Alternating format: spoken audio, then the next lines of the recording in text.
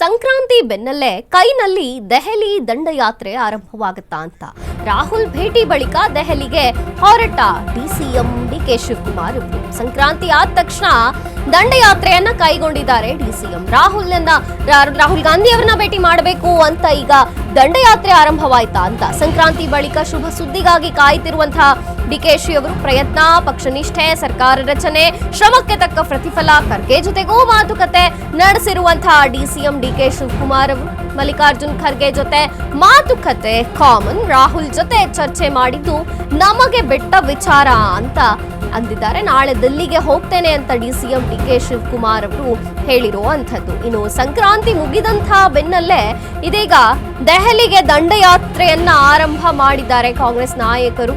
ಒಂದು ಬಣದ ನಾಯಕರು, ಅದರಲ್ಲೂ ಡಿಸಿಎಂ ಡಿಕೆ ಶಿವಕುಮಾರ್ ಅವರ ಪವರ್ ಫೈಟ್ ನಲ್ಲಿ ಮುಖ್ಯಮಂತ್ರಿ ಆಗಬೇಕು ಅನ್ನುವಂತಹ ಕನಸು ಇದೀಗ ಪ್ರಯತ್ನ, ಪಕ್ಷನಿಷ್ಠೆ, ಸರ್ಕಾರ ರಚನೆ, ಶ್ರಮಕ್ಕೆ ತಕ್ಕ ಪ್ರತಿಫಲದ ನಿರೀಕ್ಷೆಯಲ್ಲಿ ಖರ್ಗೆ ಅವರ ಜೊತೆಗೂ ಮಾತನಾಡಲಿದ್ದಾರೆ. ಜೊತೆಗೆ ರಾಹುಲ್ ಗಾಂಧಿ ಅವರನ್ನ ಭೇಟಿ ಮಾಡಿ ಅಲ್ಲೂ ಕೂಡ ಚರ್ಚೆ ಮಾಡುತ್ತಾರೆ. ಮುಂದಿನ ಕರ್ನಾಟಕದ ರಾಜಕೀಯದಲ್ಲಿ ಯಾರಾಗಬೇಕು ಮುಖ್ಯಮಂತ್ರಿ ಅನ್ನುವಂಥ ಪವರ್ ಫೈಟ್ ಮಧ್ಯೆ ಇದೀಗ ಈ ಚರ್ಚೆ ನಡೆಯಲಿದೆ. ದಂಡಯಾತ್ರೆ ಆರಂಭವಾಗಲಿದೆ. ನಾನು ಹೋಗ್ತಾ ಇದ್ದೀನಿ. ನಾನು ಅವ್ರು ಬಂದಾಗೆಲ್ಲ ಪ್ರತಿ ಸತಿಗೂ ಭೇಟಿ ಮಾಡ್ಬೇಕಾದ್ರು ನನ್ನ ಡ್ಯೂಟಿ, ಅವ್ರನ್ನ ರಿಸೀವ್ ಮಾಡ್ಬೇಕಾದ ಡ್ಯೂಟಿ, ಇದೆಲ್ಲ ಪ್ರೋಟೋಕಾಲ್ ಇದೆ. ಅದನ್ನ ಡ್ಯೂಟಿ ನಾವು ಮಾಡಲೇಬೇಕು. ಏನಂತೇನು ವಿಶೇಷ ಏನಿದೆ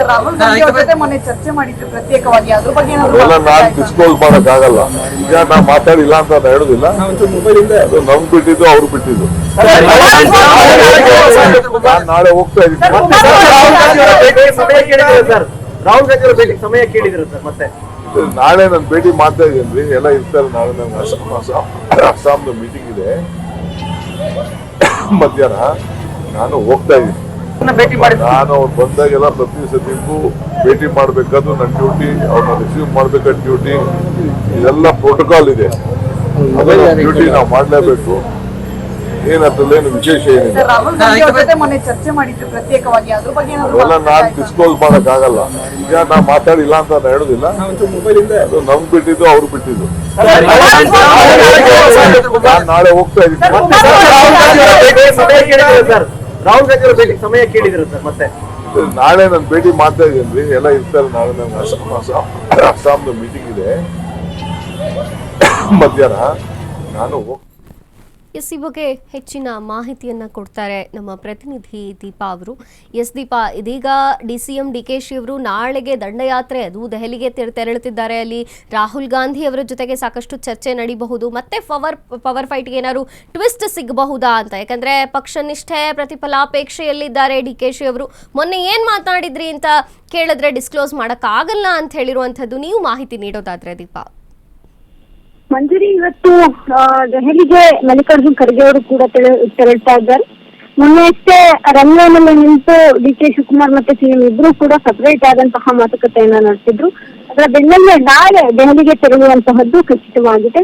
ಯಾಕಂದ್ರೆ 17ನೇ ತಾರೀಕು ಅಸ್ಸಾಂ ಚುನಾವಣೆಯ ಒಂದು ಪೂರ್ವಭಾವಿ ಸಭೆ ಇದೆ. ಸಭೆಯಲ್ಲಿ ಅಂದ್ರೆ ಟಿಕೆಟ್ ಕೊಡೋದ್ರಿಂದ ಹಿಡಿದು ಎಲ್ಲ ಉಸ್ತುವಾರಿ ವೀಕ್ಷಕರಾಗಿ ಇವರನ್ನ ನೇಮಕ ಮಾಡಲಾಗಿದೆ ಎಸಿಸಿ. ಹಾಗಾಗಿ ಆ ಒಂದು ವಿಚಾರವಾಗಿ ದೆಹಲಿಗೆ ತೆರಳ್ತಾ ಇದ್ದಾರೆ. ಅವರೇ ಹೇಳಿದಂತೆ ಮಾತನಾಡಿದ್ದೆಲ್ಲವನ್ನು ಕೂಡ ಇಲ್ಲಿ ಹೇಳಕ್ಕೆ ಆಗೋದಿಲ್ಲ ಅನ್ನುವಂತಹ ನಿಟ್ಟಿನಲ್ಲಿ ಒಂದಿಷ್ಟು ಒಂದು ಹೇಳಿಕೆಯನ್ನ ನೀಡಿರುವಂತಹದ್ದು. ಇದರ ಜೊತೆಗೆ ಮಲ್ಲಿಕಾರ್ಜುನ್ ಖರ್ಗೆ ಅವರು ಕೂಡ ಒಂದು ಹೇಳಿಕೆ ನೀಡಿದ್ದಾರೆ. ನಮ್ಗೆ ಬೇಕಾದಾಗ ನಾವು ಕರ್ಸ್ಕೊಂಡು ಮಾತನಾಡ್ತೇವೆ, ಏನೇ ಸಂದೇಶ ಇದ್ರೂ ಕೂಡ ಅದು ದೆಹಲಿಯಿಂದ ಕೊಡ್ತೇವೆ ಅನ್ನುವಂತಹ ವಿಚಾರವನ್ನ ಹೇಳೋ ಮೂಲಕ ಮತ್ತೆ ನಾಯಕತ್ವ ವಿಚಾರವನ್ನ ಅಂದ್ರೆ ಸದ್ಯದ ಮಟ್ಟಿಗೆ ಮಾರ್ಚ್ ವರೆಗೆ ಯಾವುದೇ ರೀತಿಯಾದಂತಹ ಅಂದ್ರೆ ನಾಯಕತ್ವ ವಿಚಾರ ಅಂದ್ರೆ ನಾಯಕತ್ವ ಬದಲಾವಣೆ ಆಗೋದಿಲ್ಲ ಅನ್ನುವಂತಹದ್ದು, ಅಥವಾ ಸದ್ಯಕ್ಕೆ ಈ ಬಗ್ಗೆ ಯಾವುದೇ ರೀತಿಯಾದಂತಹ ಸುಳಿವನ್ನ ಹೈಕಮಾಂಡ್ ನೀಡಿಲ್ಲ ಅನ್ನುವಂತಹದ್ದಿತ್ತು.